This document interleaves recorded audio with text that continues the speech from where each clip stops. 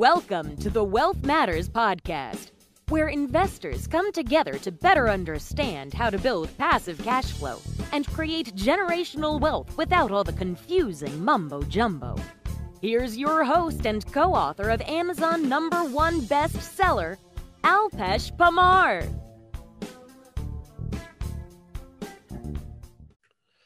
Welcome to Wealth Matters podcast. I'm going to talk to Prashant Kumar Gupta today.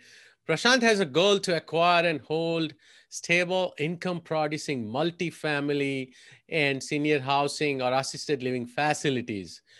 He has over 25 years of experience in corporate America, and that he has been analyzing income and expenses, calculating NOI, etc. So he's been doing this in his daytime job, and now he has moved into multifamily as well as assisted living facilities. And we will be talking about assisted living facilities today, how to acquire an assisted living facility, or we'll call them as ALF. So moving forward in the podcast, when I mention ALF, that would be a senior housing, like an assisted living facility. So welcome, Prashant. Thank you so much, Alpesh. Thank you so much for inviting me. Absolutely. Hey, Prashant, tell us something interesting or funny about yourself. Listen, as you know that, came from India in 1998 and work in technology sector. But at some point, you have to realize that, you are trading your time with money. Right. So that's what I realized. And then I moved into real estate. And basically in real estate also, how much can you buy for yourself? You Right. have to do some syndication, and the real passion is to help, So whether I help passive investors or whether I help seniors, I moved into senior assisted living. So that's my life, and the important thing in my life is I meditate. I meditate a lot. I help others to meditate. That's my real passion. So I come from that background where, giving is more of ingrained in my myself, and I do all that, free of charge. So So that's great. So do you prefer certain type of meditation? Because I know there are a lot of type of yeah, meditation. there are a lot of I do there as well. yes, there are a lot of type of meditation out there. I prefer meditation, which is primarily based on Raj Yoga. Okay. And it's called heartfulness meditation. And I've been doing it for past 30 years now. And for Oh, last 15, wow. yeah, for last 15 years, I've been helping my friends, family members, and in the community, those who are in need, they get connected, and I do conduct regular sessions with them. So yeah, we would chat after the podcast as well about that, because I love my focus is, even the podcast is focused on building long-term wealth, but I talk about that just having financial wealth does not cut it, right? You got to have mental health, which is also wealth, financial wealth, that is wealth, as well as physical health, right? So I focus a lot on, I'm a fitness crazy person. I do a lot of, but also I started incorporating meditation a couple years ago, and I would love to learn more from someone who has been doing this for so long. I would love to share whatever I can, like I do that with a lot of other folks, a lot of other friends, and I meet like 4 times a week, and you're welcome to join any of our sessions, all free of charge, no money involved at all. That's awesome. So tell us, what was your first real estate investment and when was that? See, my first real estate investment, like everybody else, the pride to own real estate is to buy single family home, right? I mean, everybody Right. says, buy 4 homes, 5 homes, at least. Yeah, So yeah, that's what that's I how did. you I started. bought, yeah, that's how I started. I bought 3 single family homes in 1 year, a couple of months, actually, 3, 4 months. And then I realized not worth my time, and I Right. jumped into multifamily. I bought a multifamily 24 unit for myself. That was such a great experience. Then I said, that's it. I'm not gonna do the single family anymore. So that day and today, I have not bought any more single families. I buy multifamilies and I syndicate them, but I do buy assisted living single family facilities. Okay, so that is going to be my next question. Why and how did you decide to invest in ALF? See, ALF is a business, right? It is not just it's not a multi-family transaction where you get commercial loan from the bank. So these are Right. totally different asset class, but there are twofold reason for ALF. One is, of course, you are helping seniors. That's the real in-depth answer. Number two, ALF, if run properly, you can probably make more money in ALF than in any other asset class. But you have to find the right operator. If you are not the operator, you have to find a right operator to be able to run your uh, your assisted living facility correctly. So it is possible. I did it as a pilot. 1.5 years ago. I bought not 1.5, about 1 year ago, and I bought three ALFs in California, in Sacramento. And that was just a pilot, so to say. And goal is to either buy a few more or buy a bigger one, or maybe do some ground up development in that area. Okay, So that's awesome. And the reason I was laughing because you are sitting in East Coast, I'm sitting in West Coast in San Francisco Bay Area, and you bought single senior assisted facility here in Sacramento in my backyard. But whereas I'm looking for senior housing facilities out of state.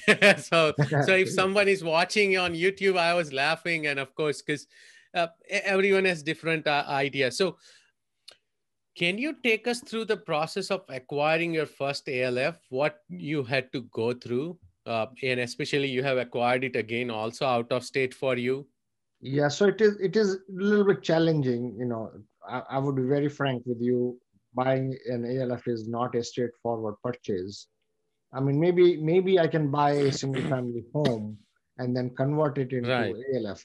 So there are two different classes in ALF, right? I mean, one is 6-bed facilities, which are smaller Those ones. are small house, basically single Yeah, family house converted for yeah, yeah, ALF.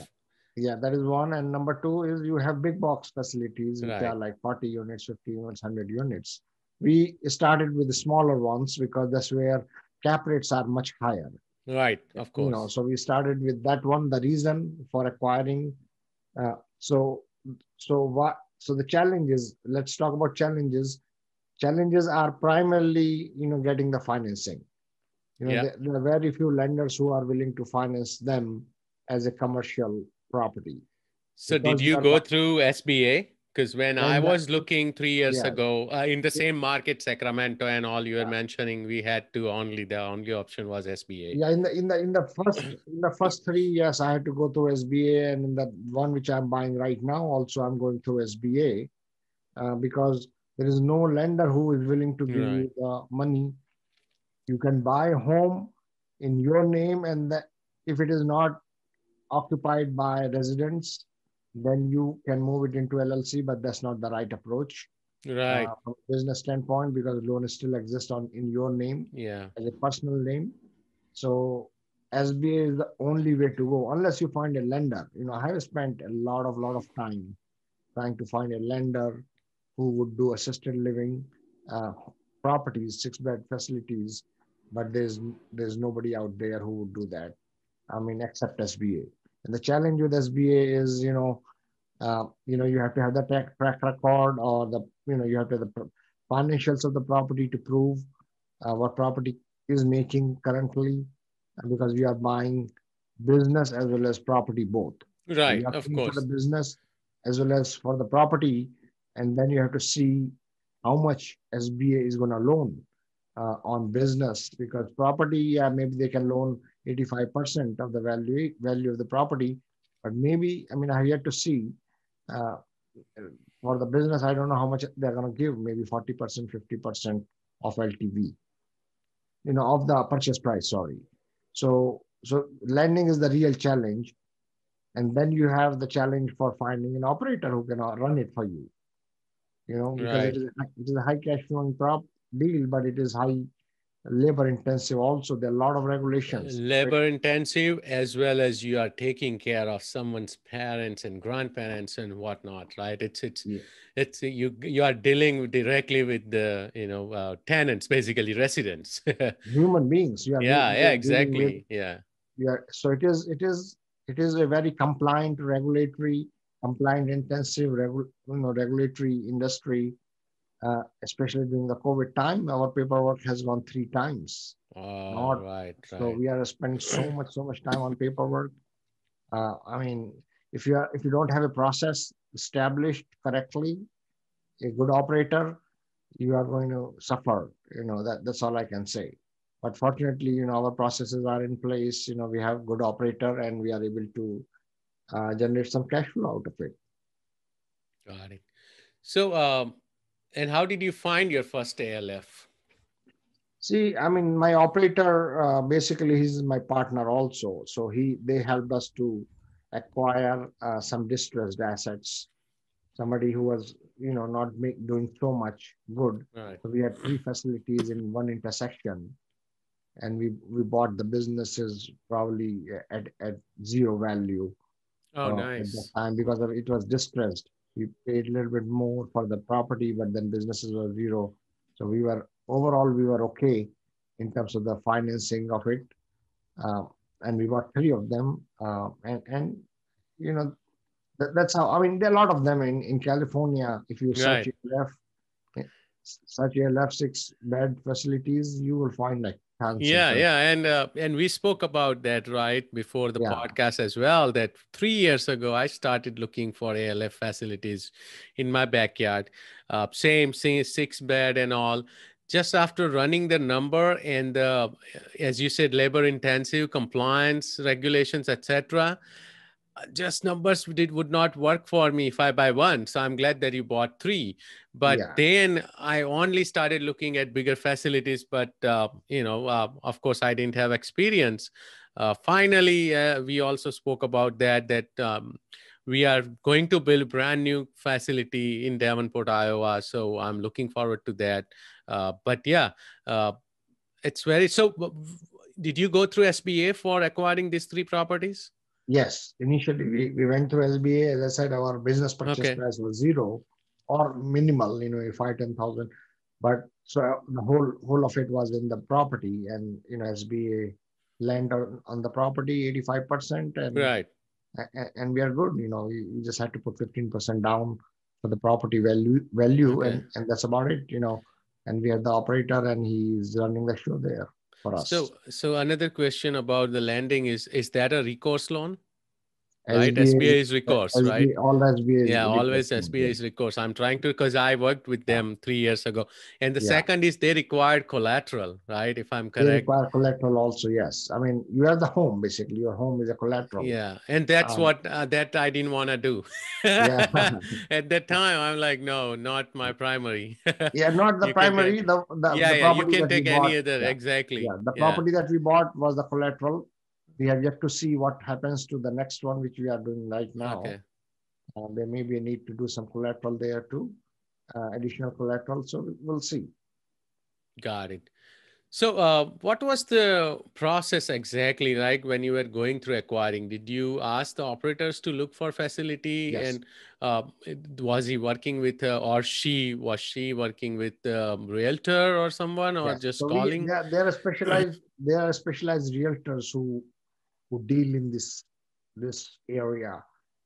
That's their area of strength in this space, and you just work with them, and that's what my operator partner he does. He's connected with those realtors, and he said, Prashant, we have three facilities in one intersection, all distressed. Maybe will not make money for some time, but you can buy cheaper. $120,000 cheaper. There's no valuation on the business because of that, and they showed us the property, and I mean, I had not even looked at them. He looked at it. Those were under uh, there were high vacancy there, but it didn't bother us. We just said, okay, we'll buy it and then we'll clean it up, so that our rents were pretty low, as compared to what we can charge today after 1 year. But we looked at it and we liked it, and the realtors, they worked very well. I mean, they closed the transaction. It was intensive paper. It was a lot of paperwork, but eventually it worked out okay. Got it. No, that's great. So knowing what you know now, how would you change your first acquisition? See, I would still like to see if I can find a lender who can lend me on 10 of such properties. I can put these properties under contract very easily. You have properties out there, you have an operator working for you. The real challenge is the lending side. Because of the COVID, lending has gone down so It's much. even worse, correct. Even worse, yes, yes, yes. So that's the one, and I mean, I'm still buying one more, another as be a loan, excuse me. But the goal is to, I mean, right now I'm almost thinking that maybe it is not worth buying those small facilities, because the time that you end up spending in buying Yes. a couple of them is not well utilized. You can spend that much time to probably either build one or buy a bigger one, like 100-unit property. Exactly where I was going, right? Because and the same you and I started with single family, same principle from single family to multifamily applies here too, right? Because Yeah, you go through that one loan, one lender, you have to just one transaction overall, but whereas you may have to find 10 properties to get to the same level, right? So that is, scalability yeah. is a big thing. So, which markets do you prefer right now for ALF, and why? So, I mean, preference wise, I mean, I just prefer where you have an operator, Okay. right? That's the real key. I mean, if you don't have an operator, good operator, you cannot just go and buy properties. I was in Phoenix last weekend looking at the properties. There are many more facilities in Phoenix, much less regulated also as compared to our California. But I'm shying away from buying more properties there, because as of right now, today I do not have an operator whom I can trust, who can run my properties. I mean, it's heavy management intensive business. So I don't want Right. to be doing it from New York. That's not what I'm signing up for. If I find a good operator, I will definitely look at Phoenix market. Can I look at any other market? Maybe Florida, maybe New York, not New York, actually, New Jersey. Yeah. So, yeah, these are the markets. Plus, I mean, I'm kind of open. It all depends on where we develop partnerships, because I cannot be everywhere all the Right. time. Yeah. So where we develop partnership, and we see how those partnership are working out, because that's also an important part. I mean, somebody who's working on the ground has to be paid also. So we have to work out, make sure that those partnerships are working out correctly, and then you expand there. So, I mean, yeah, my next question was going to be about the partnership, because you keep mentioning that having the right operator partner is very important. So yeah. how do you make your deals work then? What would be your role? What is of course, operators roles we understand, but what do they get paid? How do you figure out the partnership structure? Yeah, so partnership structure is mainly because of your ability to do the business operations, right? I mean, operator is doing day-to-day Day-to-day operations, yep. day-to-day And running operations, hiring, firing employees, and things like that. But from a business management standpoint, those who are remote, they can take care of asset management, correct. finances, insurances, workman comps, and any peripheral activity. There are a lot of peripheral activities typically in Oh, any yeah, business that need. is running a business is so important. And when I was looking at these facilities, Yeah, most of the operators were, means facilities were owner operators. So they used to live there. They did not have a concept of running it as a business. They're like, yeah, oh, yeah, they are covering my mortgage and I'm getting paid some. And I said, no, that's not how cap rates work. I need to figure out, I need yeah, to put a person to replace you. And once after I pay him the salary, Yeah. then I'm able to calculate the cap rate. He was Yeah. telling me, oh, it's 20% cap rate. I said, if I pay your salary to an operator, that's Yeah. 9% cap rate. It changes the whole game, right? That is Uh, true. that is so important. And then I was also working with my friend who is an operator, trying with the same model that you will have to operate, and I'll Yeah. run the business. All the business side stuff, how we can save money on business, Yeah. write-offs, whatnot, as you said, asset management, etc., etc. As well as I have been running IT business for 10 years, so that was my Yeah. goal, that apply the same knowledge, right? Because you can set up systems and processes which were not there, which did not exist, because when someone is owner and operating the facility on site, they don't have any idea on how to automate some of those things. So That is correct. That is uh, correct. Yeah. that is interesting. So how do you then structure the partnership? So the partnership is structured, it's basically based on who's doing what, right? So you have almost equal partnership with some additional, percentage for the operation. The operation is definitely more intensive. Right.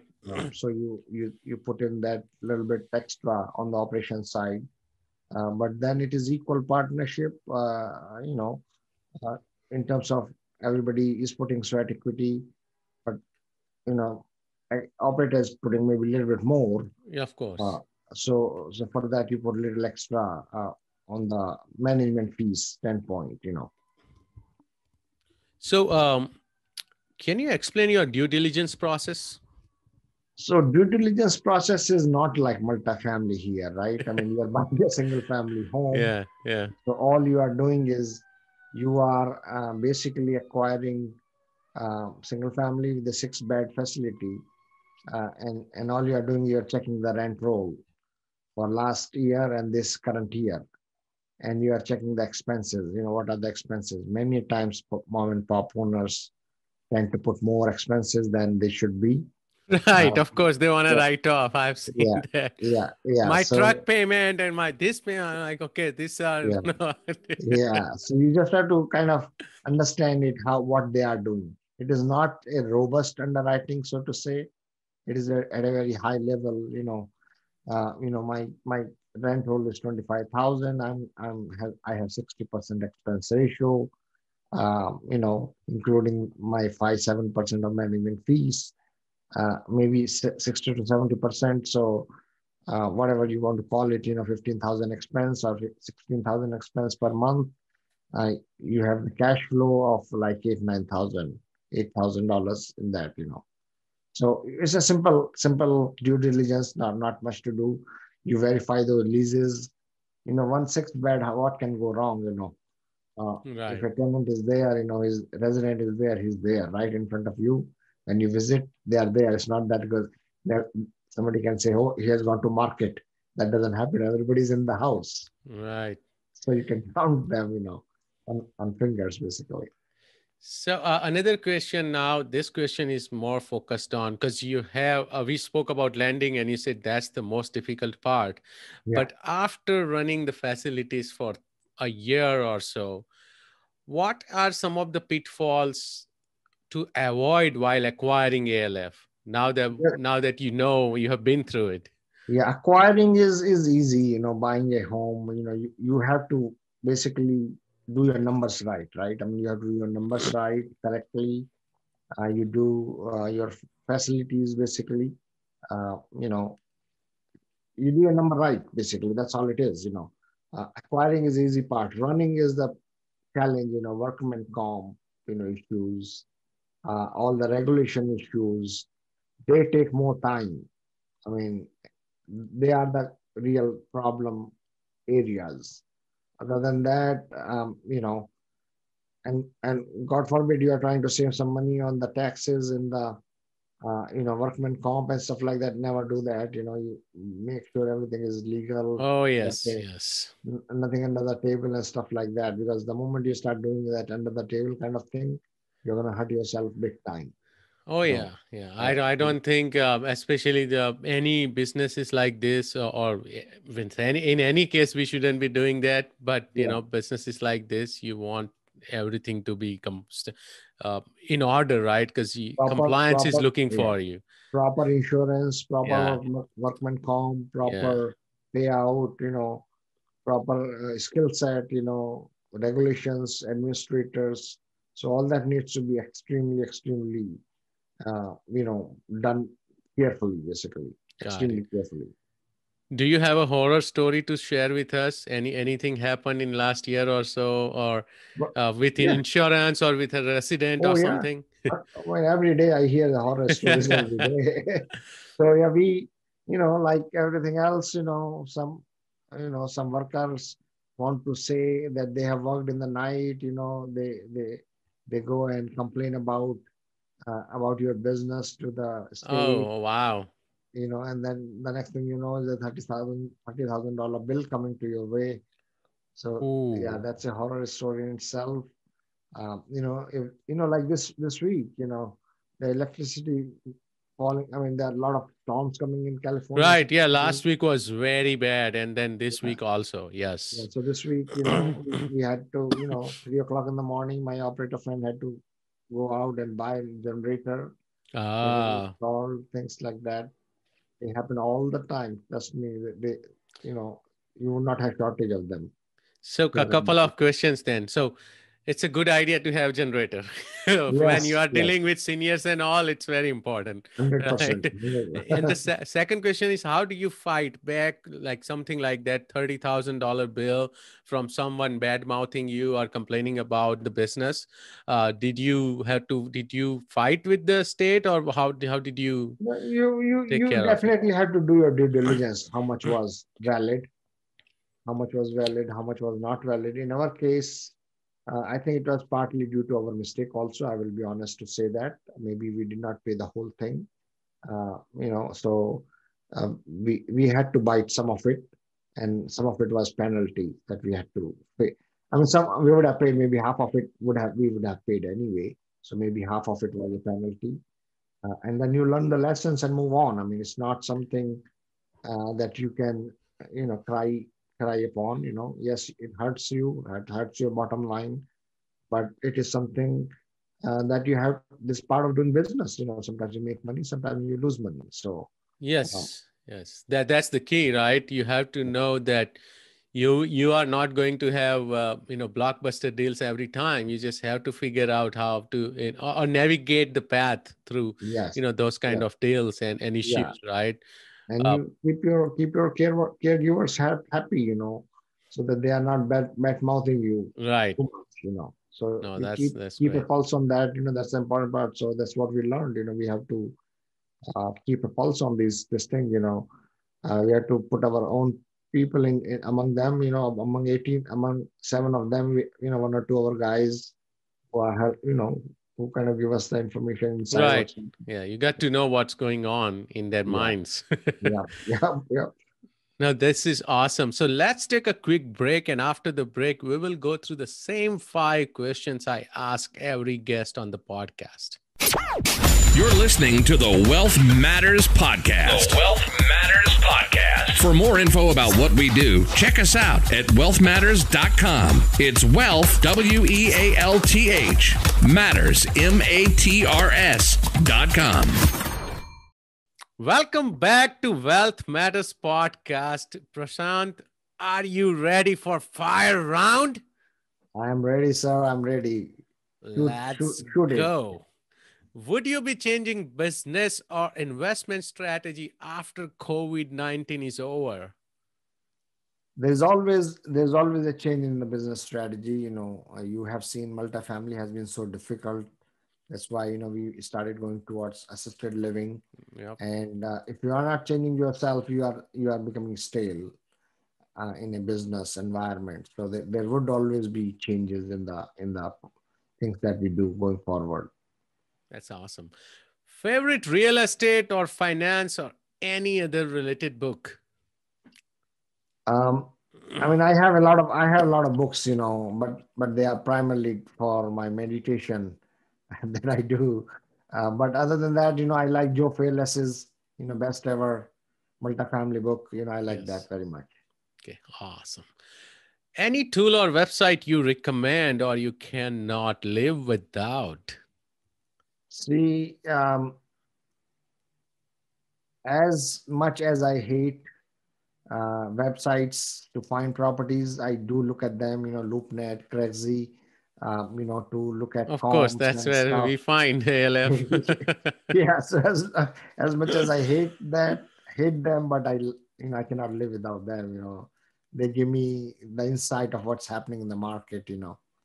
From multifamily standpoint or a assisted living standpoint. Sometimes I do find. Actually, I did find a deal on Craigslist which was about to buy. Um, you know, Ultimately didn't buy it, but I was about to buy. Means we were in contract during the due Okay. diligence. We came out.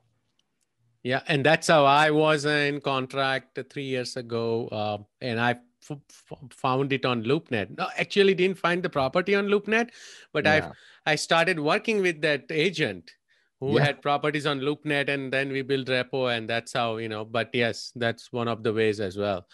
yeah. So this is where we drop the golden nugget of the show. Any advice for beginner investors? See, beginner investors, depends on what asset class you want to invest in. If you want to invest in multifamily, invest with a. Uh, so there are two things. One, if you want to become a passive investor, or depends on your goal whether you want to become a syndicator or not. In either way, the goal is to start investing with a seasoned syndicator. And if your goal is to become a syndicator, associate yourself to a syndicator in either in paid mentorship program or start helping somebody out for free. Unless you work in this environment, you won't learn much. Unless you are inside the swimming pool, you will not learn how to swim.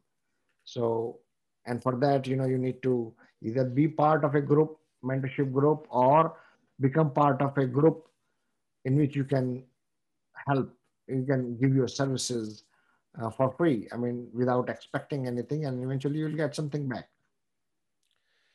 Thank you for that. How do you give back? I don't want to brag about myself, but I have many channels. Beside meditation, as I said, meditation. I mean, I give myself. That's like the highest priority of the life.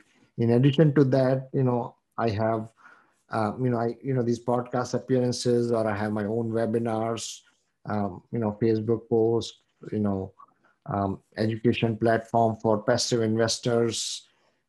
I mean, it's all out there, basically. Okay. So I spend a lot of time helping others learn and helping others invest also in, maybe not in my deals, maybe in other deals also. No, it's amazing what you do with the meditation itself. I'm pretty impressed. So how can my listeners reach out to you? As simple, I mean, my name you see on the screen, Prashant at myrealtygains.com. If you go to myrealtygains.com, you can schedule a call with me. Facebook, LinkedIn. I'm everywhere basically. I have cell phone also, 631-428-6479. 631-428-6479. And there are normal ways to reach me out. Thank you for that, Prashant. I enjoyed the episode. I hope you did the same. Thank you again. Thank you so much for your time, Alpesh. Appreciate your time. Absolutely. Have a great weekend. Thanks for listening to the Wealth Matters podcast. If you enjoyed it, please leave us a 5-star rating on iTunes so others can enjoy the show too. Have a great week and happy investing!